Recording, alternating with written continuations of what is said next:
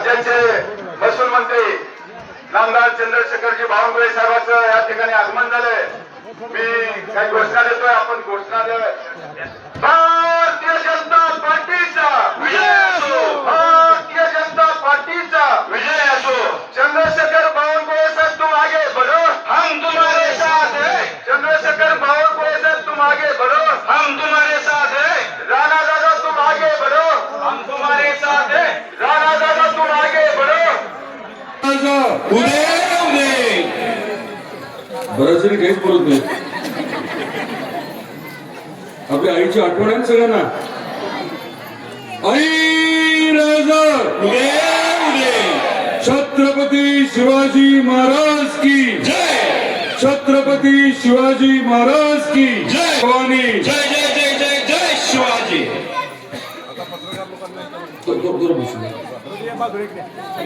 आपल्या सर्वांना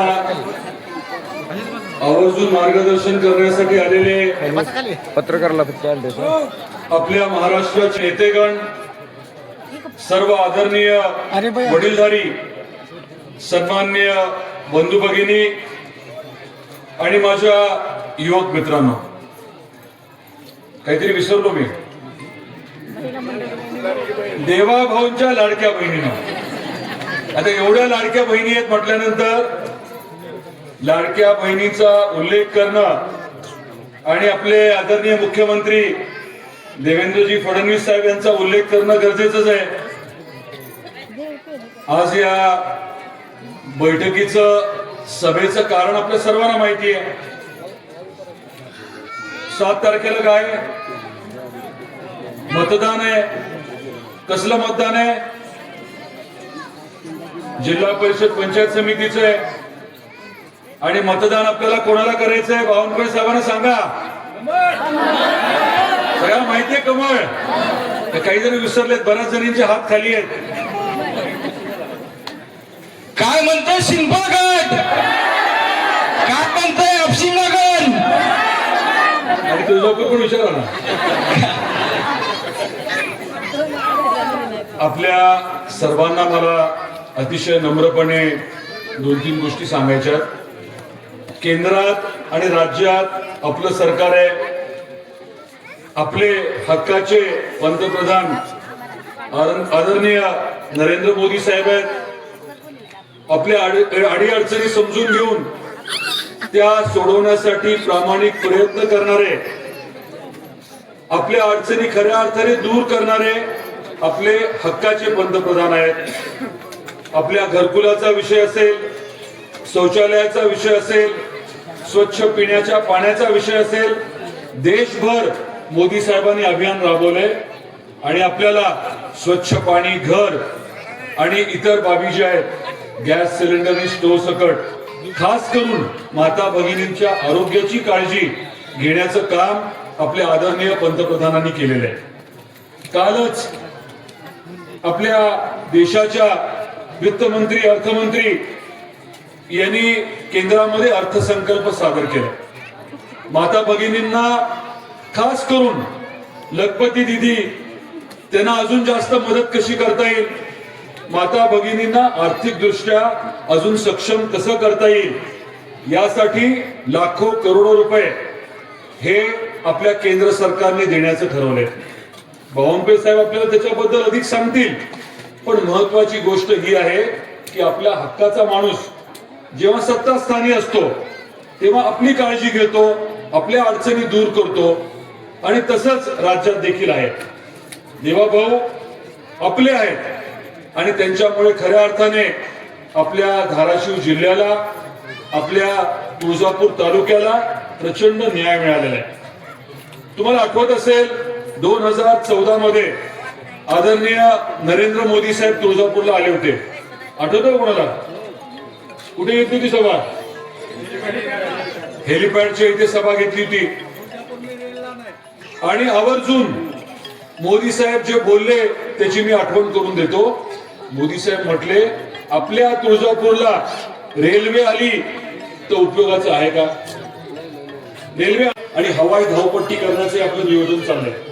तिथे कृषी मालावरती प्रक्रिया करणारे उद्योग, माता भगिनींसाठी पोलिओस आणि असे वेगवेगळ्या गोष्टींचं नियोजन आपण करतोय. उस्मानाबादी शेळी आणि शेतमाल आणि शेळीच्या वरती प्रक्रिया असे उद्योग देखील घ्यायचे तिथे ठरवले आपण. आपल्या भागात उद्योग यावे, आपल्या भागात पर्यटनाच्या माध्यमातून पर्यटक यावे, मोठ्या प्रमाणात भाविक यावे, या अनुषंगाने नियोजन चाललंय. मोठ्या प्रमाणामध्ये रोजगार निर्मितीवरती आपण भर देतोय आणि हे सगळं शक्य होतंय कारण आपलं सरकार आहे. देवेंद्रजी फडणवीस साहेब आपल्या पाठीशी खंबीरपणे उभे आहेत आणि त्याच्यामुळे हे सगळं शक्य होतंय. मला एकच विनंती करायची आहे, ती म्हणजे 7 तारखेच्या मतदानाच्या बाबतीत. त्या मतदानामधनं आपल्या भागाचं प्रतिनिधित्व पंचायत समितीमध्ये कोण करणार, जिल्हा परिषद मध्ये कोण करणार, हे तुम्ही ठरवणार आहात. पुढचे 5 वर्ष आपली सत्ता कोणाच्या हातात द्यायची तुम्ही ठरवणार आहात. कोणाचं पाहिजे? आपलंच पाहिजे, भारतीय जनता पार्टीचंच पाहिजे.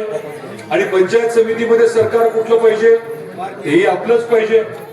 आपल्या गावातल्या ज्या काही अडचणी अजून शिल्लक असतील त्या दूर करायच्या असतील, रस्ते असतील, इतर काही सभागृहांचे मुद्दे असतील, माता भगिनींना रोजगार निर्मितीचे विषय असतील, मुलांना मुलींना रोजगार उपलब्ध करून देण्याचे विषय असतील, शेतकऱ्यांचे प्रश्न असतील, मजुरांचे प्रश्न असतील, हे सगळं सोडवण्यासाठी आपलं सरकार, आपल्या हक्काची लोक असणं गरजेचं आहे. बावनकुळे साहेबांचा मी उल्लेख केला. आपले महसूल मंत्री आहेत, आपण सर्वांनी टाळ्या वाजवून खरं तर त्यांचं स्वागत करायला हवं. आपले पाहुणे आहेत, आपल्या हक्काचे आहेत म्हणून आपण स्वागत करतोय.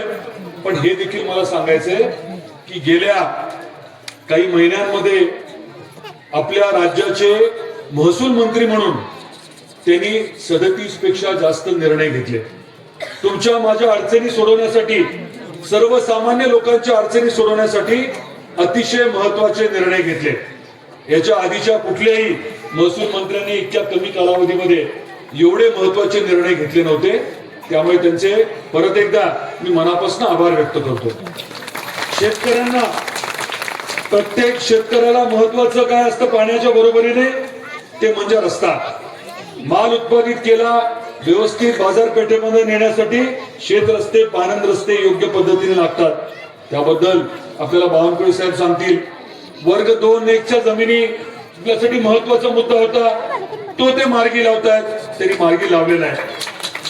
ज्यांनी गायरान जमिनीवरती अतिक्रमण केलंय, गायरान जमिनीवरती जे राहत आहेत त्यांचं सगळं नियमित करून त्यांना इतर सुविधा देण्याच्या बाबतीत देखील ते आपल्याला सांगणार आहेत. आपल्याला आपलं हक्काचं सरकार असल्यामुळे, आपल्या हक्काचे लोक असल्यामुळे जवळजवळ सगळं शक्य आहे. आपण धाराशिवला 1000 खाटाचे 500-500चे 2 दवाखाने करतोय. मोठ्या प्रमाणामध्ये आपल्या लोकांना बाहेर जावं लागतं, बार्शीला जावं लागतं, सोलापूरला जावं लागतं, मुंबई पुण्याला जावं लागतं. परंतु आता आपल्या हक्काचे जवळजवळ 350 डॉक्टर आपल्याला धाराशिव मध्येच उपलब्ध होणार आहेत. आपण प्रामाणिकपणे काम करतो, अडचणी सोडवण्यासाठी पाहिजे तो वेळ देतो. जनतेची सेवा करणं हेच भारतीय जनता पार्टीने आपल्याला शिकवलेलं आपलं प्रथम कर्तव्य आहे. सत्तेच्या माध्यमातून एक एक विकासाचं काम तातडीने लवकरात लवकर मार्गी लावण्याचं आपण जे काम करतो हे तुम्ही सर्वांनी बघितलंय आणि याला बळ देण्याची निश्चितपणे गरज आहे. आणि त्यामुळे पुनश्च आपल्या सर्वांना मी विनंती करतो, एवढ्या मोठ्या संख्येने आपण आला. आता तुम्ही एवढ्या संख्येने आला, बिचारा पुरुषांनी काय करायचंय? सगळे असे उभे राहिलेत.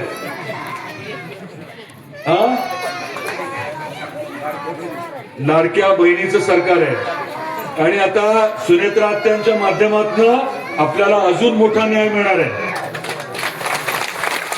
आपल्या धाराशिवची लेक उपमुख्यमंत्री झालेली आहे. अतिशय दुर्दैवी जी घटना झाली, प्रत्येकाला आपल्या कुटुंबातलं कोणीतरी गेलं असं दुःख झालं. ते दुःख काही कमी होत नाहीये, परंतु दुःख जे आहे ते बाजूला सारून आपली जबाबदारी जी आहे ती बजावण्याची देखील जबाबदारी असते. आणि सुनेत्रा आत्यांनी ती जबाबदारी स्वीकारली आहे. आपल्या मनातलं प्रचंड दुःख जे आहे ते बाजूला ठेवून आपल्या राज्याप्रती, आपल्या नागरिकांप्रती जबाबदारी जी आहे ती त्यांनी स्वीकारलेली आहे आणि त्यामुळे महायुतीचं सरकार, आपल्या देवाभाऊंचं सरकार, आपल्या शिंदे साहेबांचं सरकार, आपल्या सुनेत्रा आत्यांचं सरकार हे आपल्या पाठीशी खंबीरपणे उभं आहे. आपण तेवढ्याच ताकदीने साथ द्यावी ही पुनश्च विनंती करतो आणि थांबतो.